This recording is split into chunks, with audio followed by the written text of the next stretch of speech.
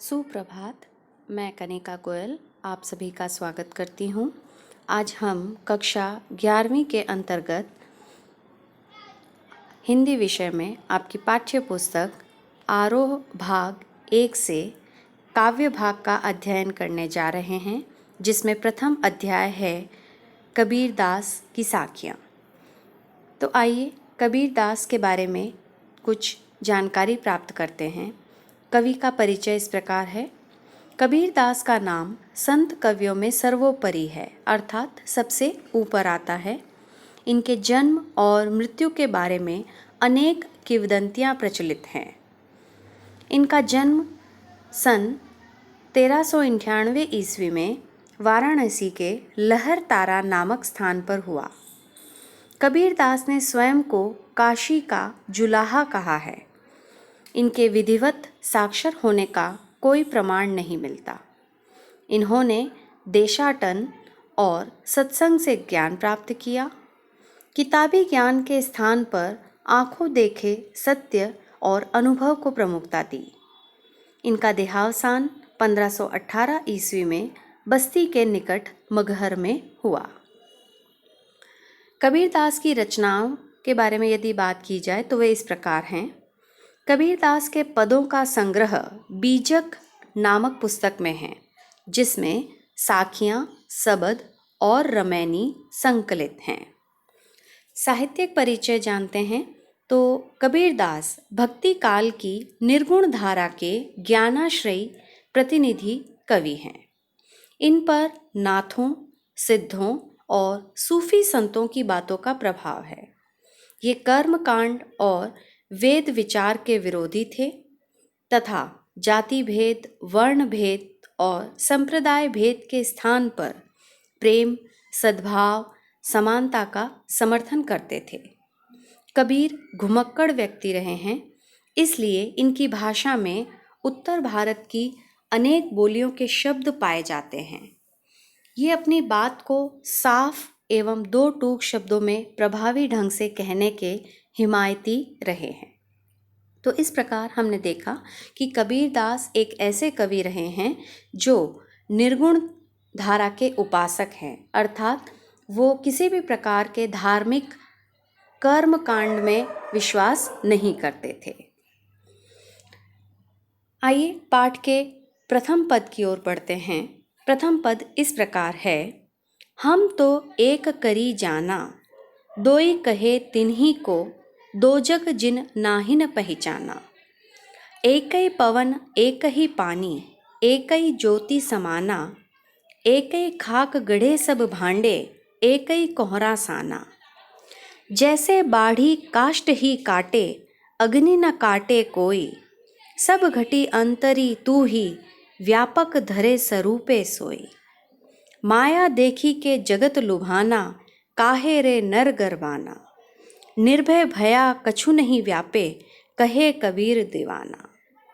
तो प्रथम पद में कबीरदास कहते हैं कि हमने तो जान लिया है कि ईश्वर एक ही है। इस तरह से मैंने ईश्वर के अद्वैत रूप को पहचान लिया है। हालांकि कुछ लोग ईश्वर को अलग अलग बताते हैं, उनके लिए वह नर्क की स्थिति है, क्योंकि वे वास्तविकता को नहीं पहचान पाते। कबीरदास का मानना है कि आत्मा और परमात्मा एक हैं, जबकि अमूमन लोग आत्मा और परमात्मा को अलग अलग मानते हैं। कवि ईश्वर की अद्वैतता का प्रमाण देते हुए कहता है कि जिस प्रकार संसार में एक जैसी हवा बहती है, एक जैसा पानी है तथा एक ही प्रकाश सब में समाया हुआ है, कुम्हार भी एक ही तरह की मिट्टी से सब बर्तन बनाता है, भले ही बर्तनों का आकार प्रकार अलग अलग हो। बढ़ई लकड़ी को तो काट सकता है, परंतु आग को नहीं काट सकता, क्योंकि लकड़ी में जलने का गुण निहित है। उसी प्रकार शरीर नष्ट हो जाता है, परंतु उसमें मौजूद आत्मा सदैव रहती है। परमात्मा हरेक के हृदय में समाया हुआ है, भले ही उसने कोई भी रूप धारण किया हो। यह संसार माया के जाल में फैला हुआ है। और वही संसार को लुभाता है। इसलिए मनुष्य को किसी भी बात को लेकर घमंड नहीं करना चाहिए। प्रस्तुत पद के अंत में कबीरदास कहते हैं कि जब मनुष्य निर्भय हो जाता है, निडर हो जाता है, तो उसे कुछ नहीं सताता। कबीर भी अब निडर हो गए हैं और ईश्वर के दीवाने हो गए हैं। तो इस प्रकार हमने देखा कि प्रथम पद में कबीरदास का कहना है कि संपूर्ण सृष्टि का निर्माण करने वाला एकमात्र ईश्वर है। बेशक हम ईश्वर को विभिन्न धर्मों में, जातियों में बांट चुके हैं, अलग अलग नाम हम दे चुके हैं, लेकिन ईश्वर एक ही है और उसने भी कुम्हार की तरह हम जैसे अलग अलग मनुष्यों का, बर्तनों का निर्माण किया है और उन सबको पंच तत्वों से बनाया है। और जब मनुष्य इस संसार से विदा हो जाता है तो उसका ये नश्वर शरीर भी मिट्टी में मिल जाता है, परंतु उसकी आत्मा हमेशा अमर बनी रहती है। पद संख्या 2 की तरफ बढ़ते हैं। संतो देखत जग बौराना, साच कहो तो मारन धावे झूठे जग पतियाना।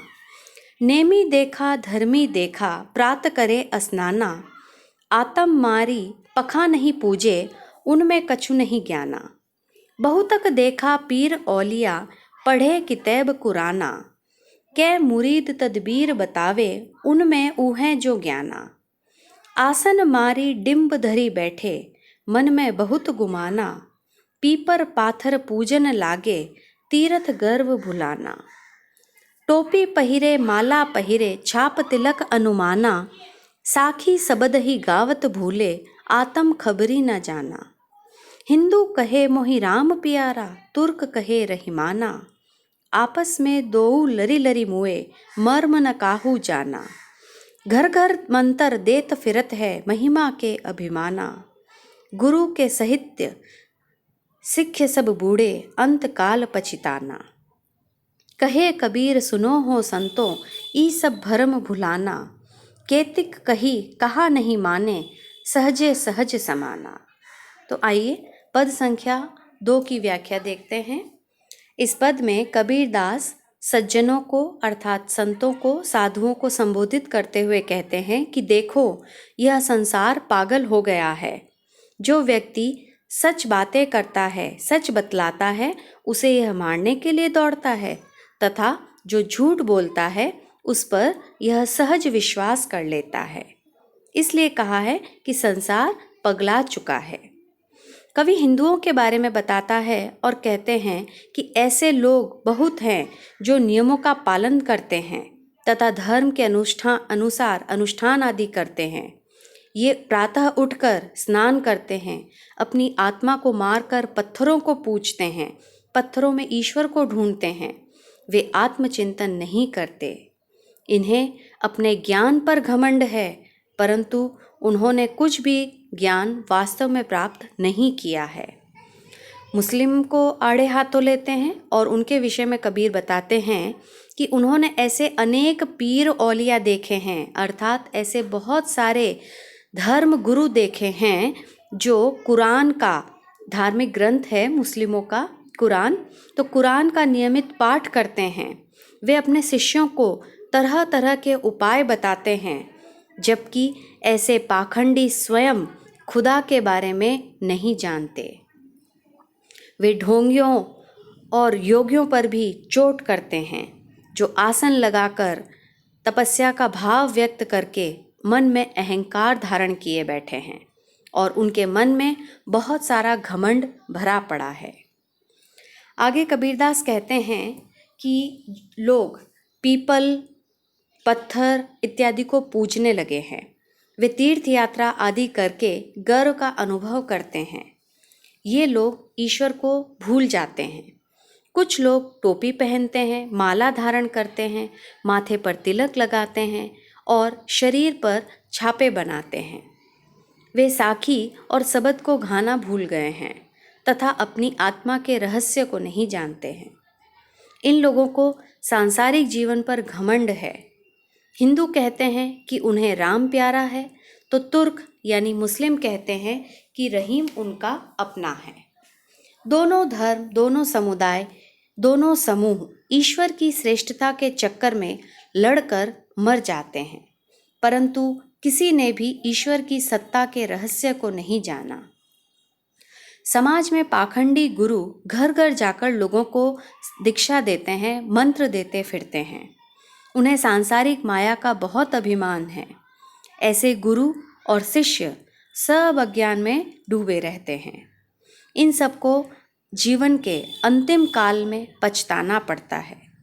कबीरदास कहते हैं कि हे संतों, ये सब माया को सब कुछ मानते हैं, अर्थात जो लोग ईश्वर भक्ति नहीं करते वो धन दौलत को, माया को ही सब कुछ मानते हैं तथा ईश्वर भक्ति को भूल बैठे हैं। इन्हें कितना ही समझाओ ये नहीं मानते। सच यही है कि ईश्वर तो सहज साधना से, सच्चे हृदय से स्मरण करने से ही मिल जाते हैं। तो इस प्रकार हमने देखा कि दूसरे पद में कबीरदास ने यह दर्शाया है कि जितने भी धार्मिक पाखंड हैं उनके माध्यम से ईश्वर की प्राप्ति नहीं होती। ईश्वर को प्राप्त करने के लिए सच्चे हृदय की आवश्यकता होती है। आगे आपके लिए इसमें कठिन शब्दों के अर्थ प्रस्तुत किए जा रहे हैं, जिनके माध्यम से आप काव्यांश को और अच्छी तरह से समझ पाएंगे। अब हम बढ़ते हैं स्मरणीय बिंदुओं की तरफ। कबीर ने आत्मा और परमात्मा को एक बताया है। उन्होंने माया, मोह और गर्व की व्यर्थता पर प्रकाश डाला है। खाक तथा कोहरा में रूपकातिशोक्ति अलंकार है। पदों की भाषा सधुक्कड़ी है। पद में गेयता और संगीतात्मकता है, अर्थात पदों को गाया जा सकता है और संगीत से युक्त भी किया जा सकता है। कवि ने धार्मिक आडंबरों पर करारी चोट की है। उन्होंने पाखंडी धर्म गुरुओं को लताड़ लगाई है। कबीर का अक्खड़पन अर्थात स्पष्टवादिता यहाँ दिखाई देती है। पद संगीतात्मकता से युक्त है। कवि माया मोह को इसमें निरर्थक बताते हैं तथा जैसे बाढ़ी काटे कोई में उदाहरण अलंकार का प्रयोग है, यानी बढ़ई, लकड़ी और आग का यहाँ उदाहरण प्रभावशाली रहा है। एक एक में यमक अलंकार है। यमक अलंकार जिसमें हम देखते हैं कि शब्द की पुनरावृत्ति होती है परंतु अर्थ प्रत्येक बार भिन्न होता है। एक प्रथम बार आया है परमात्मा के लिए और दूसरी बार एक संख्या के लिए आया है। अनुप्रास अलंकार की छटा भी आपको पदों में कई जगह नजर आएगी। उदाहरण स्वरूप काटे कोई में क व्यंजन की अभिवृत्ति हो रही है। स्वरूप सोई में स की पुनरावृत्ति है। कहे कबीर में क वर्ण की पुनरावृत्ति है, इसलिए यहाँ पर अनुप्रास अलंकार हुआ है। तथा अंतिम बिंदु है घर घर लरी लरी में पुनरुक्ति प्रकाश अलंकार। तो इस प्रकार हमने देखा कि कबीरदास ने अपना अक्खड़पन इन पदों में दिखाया है। वे धार्मिक पाखंडों को नहीं मानते। उनके अनुसार ईश्वर को यदि प्राप्त करना है तो उसके लिए सच्ची साधना पर बल दिया जाना चाहिए। आज के लिए इतना ही। धन्यवाद।